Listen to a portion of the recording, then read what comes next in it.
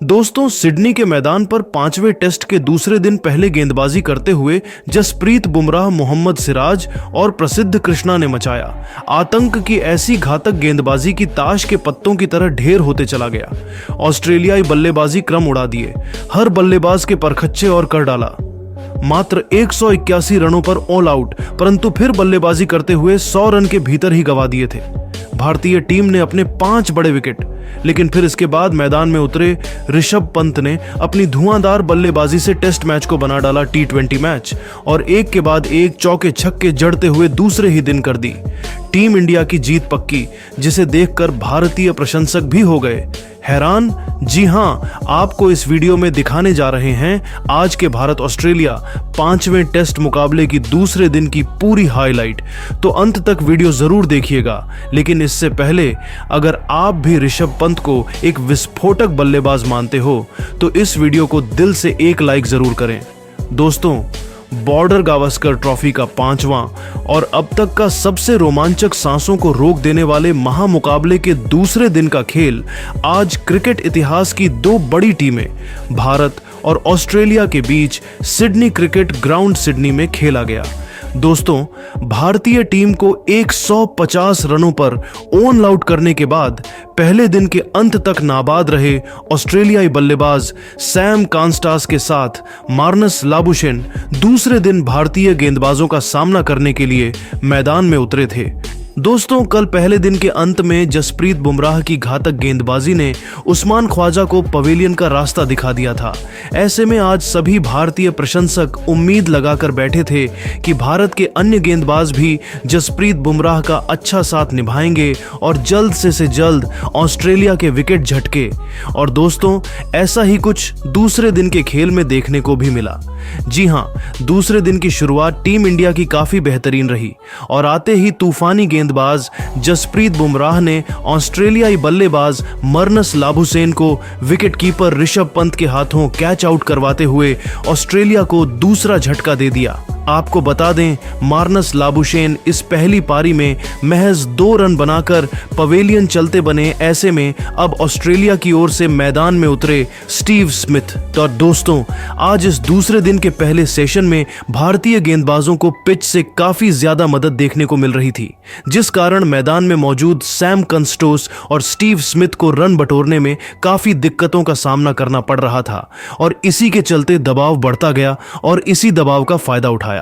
Match का 12वां over लेकर आए घातक गेंदबाज मोहम्मद सिराज ने, जिन्होंने ओवर की दूसरी ही गेंद पर सैम कॉन्स्टास को स्लिप में खड़े खिलाड़ी यशस्वी जायसवाल के हाथों कैच आउट करवाते हुए भारतीय टीम को तीसरी सफलता दिला दी।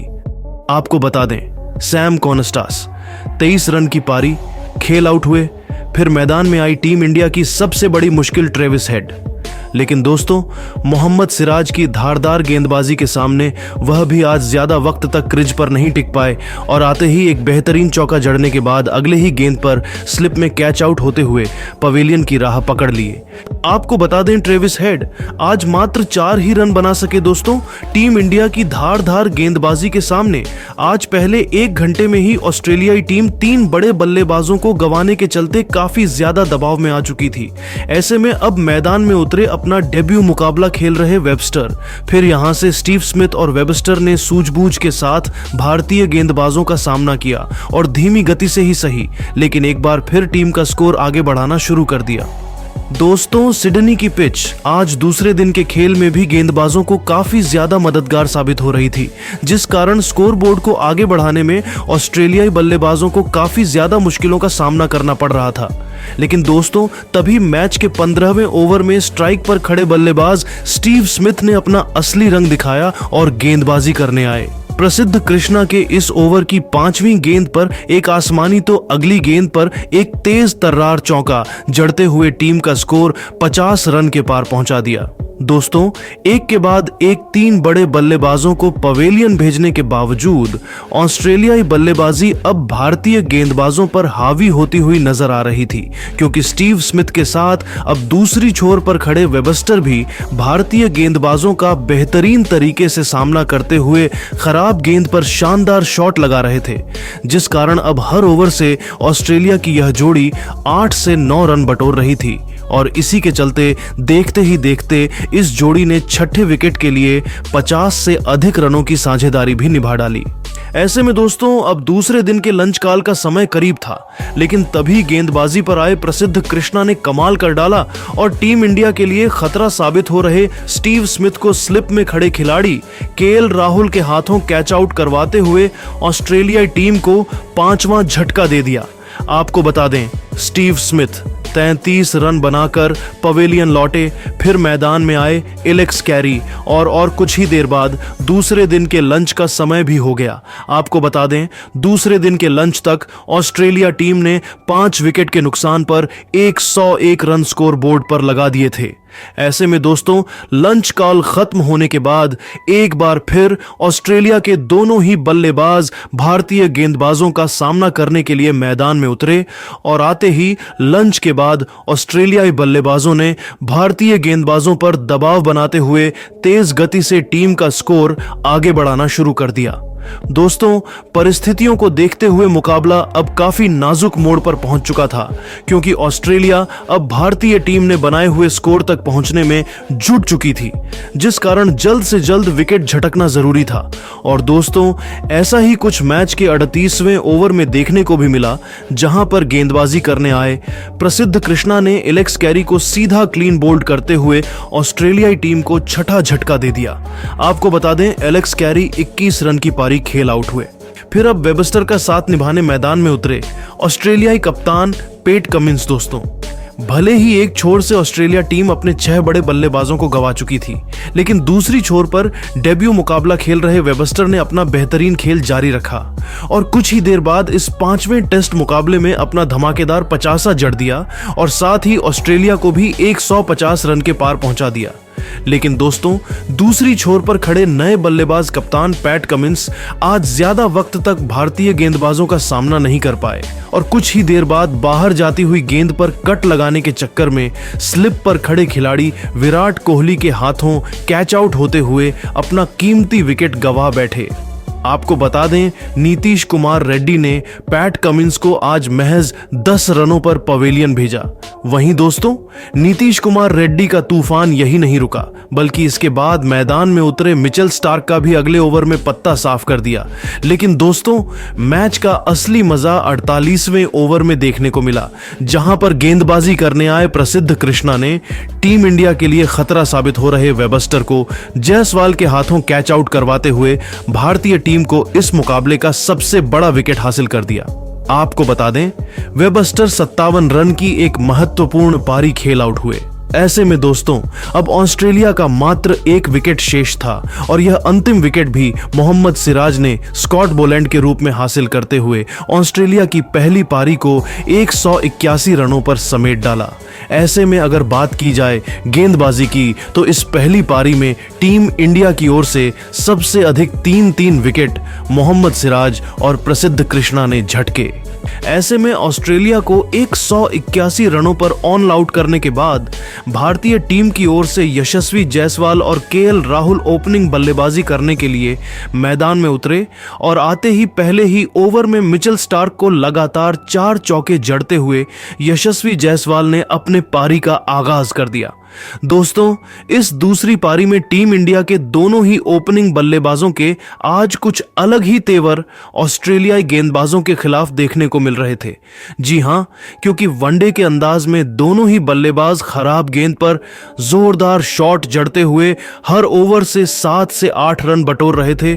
लेकिन तभी मैच का 8वां ओवर लेकर आए ऑस्ट्रेलियाई तूफानी गेंदबाज स्कॉट बोलैंड ने भारत की इस ओपनिंग जोड़ी को तोड़ दिया। जी हां, ओवर की तीसरी गेंद पर केएल राहुल को सीधा क्लीन बोल्ड करते हुए भारतीय टीम को पहला झटका दे दिया। आपको बता दें, केएल राहुल इस दूसरी पारी में मात्र 13 रन बनाकर आउट हुए। फिर अब 3 नंबर पर बल्लेबाजी करने मैदान में उतरे प्रिंस शुभमन गिल। वही दोस्तों केएल राहुल के आउट होने के बाद दूसरे छोर पर खड़े बेहतरीन बल्लेबाजी कर रहे यशस्वी जायसवाल भी इसके बाद ज्यादा वक्त तक स्कॉट बोलैंड की घातक गेंदबाजी का सामना नहीं कर पाए और 10वें ओवर की 5वीं गेंद पर सीधा क्लीन बोल्ड होते हुए अपना कीमती विकेट गंवा बैठे। आपको बता दें यशस्वी जायसवाल 22 रन बनाकर पेवेलियन लौटे।